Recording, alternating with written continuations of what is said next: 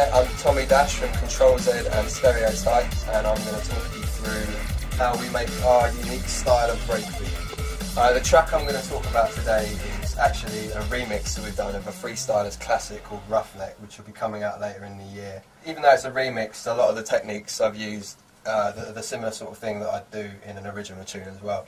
So I'm going to start with the drums.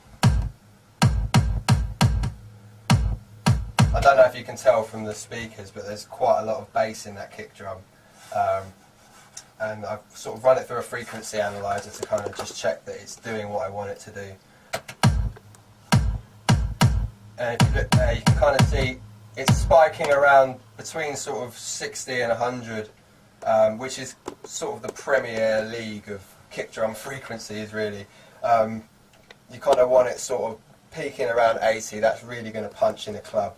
And obviously it needs to have some top in it as well. I mean, this one is actually two kicks layered together, one kind of quite flabby, subby kick, and one with a lot more sort of punch higher up in the spectrum. And that's something that it's just a kick that I bounced out of another tune, and I do that quite a lot. If I make a nice kick or snare out of a couple of sounds, I'll bounce it down and save it for later use, and that's what I've done here. I don't generally low cut my kick drums, because I know a lot of the drum and bass people like to sort of shelve it off below 80 to kind of make room for the sub and kind of keep their drum patterns flowing, but it's a lot faster drum and bass, and you need to kind of have sort of slightly thinner kicks to kind of make the grooves work, but breakbeat's a lot slower. We're working at 135, and you can find that you've actually got quite a lot of space between drum hits to kind of let the sound envelopes play to their full. So I don't really gate my drums too much unless they're really, really flabby, and I don't really low cut them. I use kind of side chaining on the bass and stuff to make room for those kicks. So that's one kind of main difference I think you'll find with breakbeat and other music like drum and bass. It's quite similar to house in that way. House drums are really kind of sort of bassy as well. I don't layer too many kicks together. Snares is where I sort of do a bit more layering. I think the most important thing with a snare drum is to have a good bass snare. You need your snare sort of spiking around 200, 250, and you need that low end in the snare really for it to really punch through in a club, so you can feel it in your chest. So I've got a snare again that is a combination of snares from another tune, and it's quite sort of crunchy, almost live sounding snare. It's quite heavily processed. If we just look at the frequency analyzer here on that, you can see the spike around there, around the sort of 200, 180, 200, and that's where I like my snares to carry the most weight. With this tune, I mean, I was going for an old school vibe. I was going for kind of like a bit rough around the edges, kind of like crunchy drums, lots of breaks and lots of different sounds in the drums. I wanted to get like that old breakbeat vibe that seems to have been lost a little bit these days, and a kind of old jungle vibe as well. I've got this kind of horrible metallic sound, which by itself sounds terrible, but when you layer it with the snare, you get this kind of fatter, kind of like old Aphrodite kind of snare, like a metallic sound on top of it. And on top of that, I've got a little kind of snappy, it's a live snare, and I've just cut the envelope back to kind of just get the attack, because even though my low snare is quite nice and loud, it's missing that kind of hard attack which you really need on your snare. So, and that's going to a little reverb as well, just studio room snare, just to kind of give the snare a little bit of tail. I bust all those snares to a bus. I generally bust my drums just for my own sanity, to kind of have them all in this part of the mixer where I can fiddle with my drums mix. If we look at the snare bus, there's a compressor on there, which is basically, it's got quite a quick attack, but I wanted to sort of leave the attack nice and loud, so it starts compressing it after the initial sort of 7 milliseconds. It's quite a gentle compressor, but it's definitely doing something. If I take that off, it's just a little bit more definition on the sound. Obviously the frequency analyzer, and just to add a little bit more weight in my favourite places, I've got an EQ on the end there. I've low cut it just to make sure there's no rumble in any of the samples, and boosted it around 250 and at 2000 Hz as well, to kind of cut through the mix. So kicking the snare together,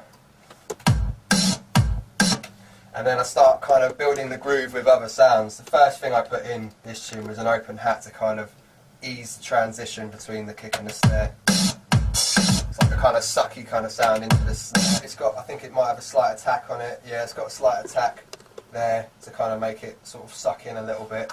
It's low cut, obviously, to just, you know, it's a hat, so it needs to be high frequency. And this is where the beats get a little bit messy, but this is the thing that I really like about this tune. The parts that we were given for the remix are, you know, they're 10 years old, and this is back in the days of just, you know, you'd rip something from a hip-hop record and put it in your tune with the bass and the beats all together, which is what happened with this. And we were given a really rugged break for this tune, and I really wanted to get it in there to keep the original vibe. So soloed by itself. I've chopped a few bits out of that, as you can see in the MIDI there, just the snares, because I didn't really need them interfering with my snare. But there's actually sub underneath that, so the natural thing to do was to low cut it, take out any kind of renegade frequencies which just weren't really working with the other sort of drums and breaks, boosted it where it needed boosting up in the tops because it was quite dull. I think it's sampled from a record. And I put a compressor on there as well, and this is actually, this compressor's being triggered by the kick and the snare signal through side chaining. On my kick channel I've got it's sending to bus 6, and so on the snare as well it's going to bus 6. If I go to bus 6 on the mixer, you actually see that it's got no output there. So if I solo bus 6, you can just see like a ghost signal happening there. But if you look at the compressor now, that ghost signal is actually triggering the compressor. So every time the kick and the snare hits, whatever the compressor's on will kind of duck out. It's a really handy mix tool, but you can also use it to good creative effect, which I'm going to show you a little bit later on. So let's go back to this break and listen to it with the compressor. Quite subtle, but it's definitely making room for the kick and the snare. And I've done the same with this break down here, which is, I think I got it from a sample CD. Quite a messy break, but that is the kind of vibe that I'm on for this tune. Usually my beats are a little bit more clinical, and I'll kind of make my own breaks out of percussion hits and stuff, but I really wanted to get that old school vibe. So got that break there, similar kind of compression to the kick and the snare, EQ taking out a few of the sort of unwanted frequencies there, mainly just sort of doing a low cut though. So the drums so far,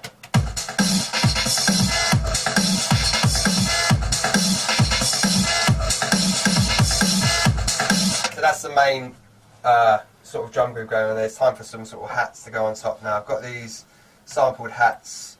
These are pretty simple really, just a sample that I've got off a friend. They're almost quite ridey if you listen to them.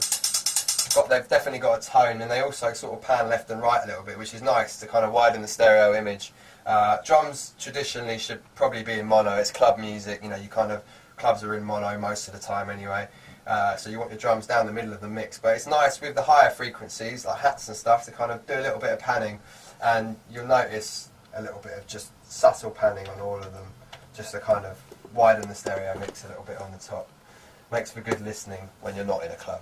And I've got straight hat, just keeping the rhythm straight, tiny reverb on it, just to give it a little bit of space and a little bit of a tail. Got this horrible dirty crash,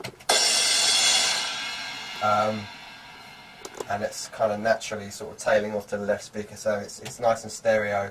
It is a bit dirty, and I probably could have got a better one, but to be honest, the way the drums were sounding anyway, I just kind of wanted it to sound like it was